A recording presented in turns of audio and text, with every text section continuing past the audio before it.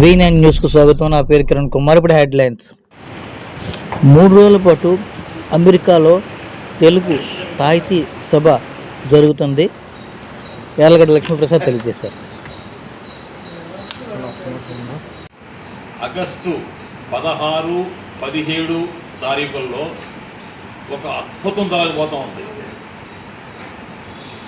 Vanguri foundation of America, ఉత్తర Texas Telugu సంఘం కలిపి 14వ అమెరికా తెలుగు సాహితీ సదస్సు నిర్వహిస్తున్నారు. ఇందులో జరగబోయిన అద్భుతమైన విషయాలు ఏమిటంటే 16 ప్రత్యేక ప్రసంగాలు ఉంటాయి సాహిత్యం మీద, 2 చర్చా వేదికలు, 15 గ్రంథాల ఆవిష్కరణలు, 23 మంది భారతదేశం నుంచి ప్రసిద్ధ సాహితీవేత్తలు, అమెరికా నుంచి 50 మంది తెలుగు సాహితీవేత్తలు, ప్రపంచవ్యాప్తంగా ప్రసారమయ్యేటువంటి ఈ 2 రోజుల కార్యక్రమం అనేటువంటిది చాలా అద్భుతమైనటువంటి విషయం.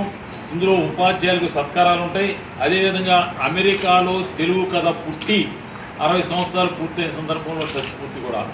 ఈ మొత్తం కార్యక్రమానికి కర్త కర్మ క్రియ వంగూరి ఫౌండేషన్ ఆఫ్ ఉత్తర అమెరికా, అదేవిధంగా ఉత్తర టెక్సాస్ తెలుగు సంఘం. వంగూరి చిట్టెనరాజు ఒక మహాద్భుతమైనటువంటి వ్యక్తి. 14 సంవత్సరాలుగా 14 సార్లు ఉత్తర అమెరికాలో సాహితీ సదస్సులు నిర్వహిస్తారు. ఇది 14వ సదస్సు. అదేవిధంగా ప్రపంచవ్యాప్తంగా India, Singapore, Australia, New Zealand, Qatar వివిధ దేశాల్లో కూడా ఈ తెలుగు సాహితీ సదస్సులు నిర్వహించారు. ఒకే వేదిక మీద ఒక 16 ప్రత్యేక ప్రసంగాలు.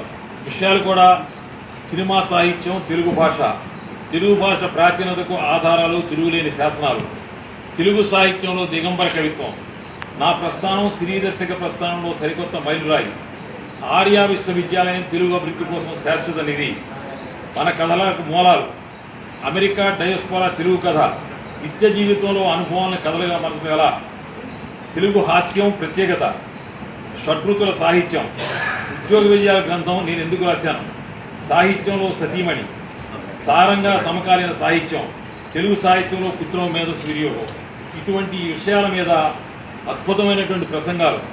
15 గ్రంథాల ఆవిష్కరణ. మనకు ఒక గ్రంథావిష్కరణ జరిగితేనే గొప్పగా భావిస్తాం మనం. అటువంటిది 15 గ్రంథాలు ఆవిష్కరిస్తున్నారు. పాండీ బజార్ కథలు, అత్యుచ్చువాడు వైద్యుడు, అమెరికా ఇల్లాలి ముచ్చట్లు, కథ కంచికి, అమెరికా తెలుగు డైస్పోరా కథలు, చారిత్రక వస్తు విశ్లేషణ, మదిలో వీణలు మోగే దాశరథి శ్రీగీతాల విశ్లేషణ, ప్రాంజలి అపరాజిత హరివిల్లు, శ్యామకూర వెంకటకవి విజయ విలాసం, పరిచయ కావ్యం, హృదయగానం నేడే విడుదల, అనురాగ సంగమం, విమల చరిత్ర శతకం. అంటే 15 గ్రంథాలు ఈ 2 రోజుల్లో ఆవిష్కరించబడుతున్నాయి. భారతదేశం నుంచి దగ్గర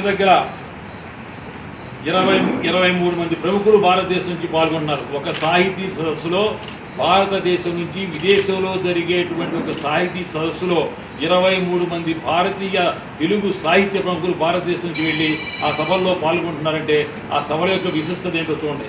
అదేవిధంగా అమెరికాలో ఉన్నటువంటి తెలుగు సాహితీవేత్తలు 50 మంది ప్రముఖ సాహితీవేత్తలు, వీరందరూ కూడా ఏ సాహితీ సభ జరిగినా ముఖ్య అతిథిగా పాల్గొనేటువంటి అర్హత కలిగినటువంటి ప్రముఖ సాహితీవేత్తలు 50 మంది అమెరికా దేశం మొత్తం నుంచి వస్తారు. ఈ విధంగా ఉత్తర అమెరికాలో జరిగేటువంటి ఈ 14వ అమెరికా తెలుగు సాహితీ సదస్సు ప్రపంచవ్యాప్తంగా అందరూ కూడా వీక్షించవచ్చు. ఇది తెలుగు భాష సాహిత్యాల చరిత్రలో ఒక అద్భుతమైనటువంటి చర్య. ఇది ఒక మైలురాయి. వంగూరి ఫౌండేషన్ ఆఫ్ ఉత్తర అమెరికా, వంగూరి చిట్టెనరాజు గారిని నేను హృదయపూర్వకంగా అభినందిస్తున్నాను. ఈ వెబ్సైట్ ద్వారా, జూమ్ ద్వారా ప్రసారం అయ్యేటువంటి ఈ కార్యక్రమాన్ని ప్రపంచవ్యాప్తంగా అందరూ వీక్షించాలని కోరుతున్నాను. రేపు మధ్యాహ్నం బయలుదేరి నేను 15వ తారీఖు సాయంత్రానికి అమెరికా చేరుకుంటున్నాను. ఆ సభల్లో నేను కూడా పాల్గొంటున్నాను. ప్రతి నెల తెలుగు కార్యక్రమాలను నిర్వహిస్తున్నటువంటి రూపశిల్పి తోటకూర ప్రసాద్ గారికి జీవన సాఫల్య పురస్కారం ఇస్తున్నారు. తోటకూర ప్రసాద్ గారు ఆయన డల్లాస్లోనే ఉంటాడు. 25 సంవత్సరాల నుంచి ప్రతి నెల ఒక తెలుగు సాహిత్య సమావేశాన్ని ఆయన నిర్వహిస్తున్నారు. ఇది చాలా అభినందించే విషయం. ప్రసాద్ గారికి హృదయపూర్వక అభినందనలు.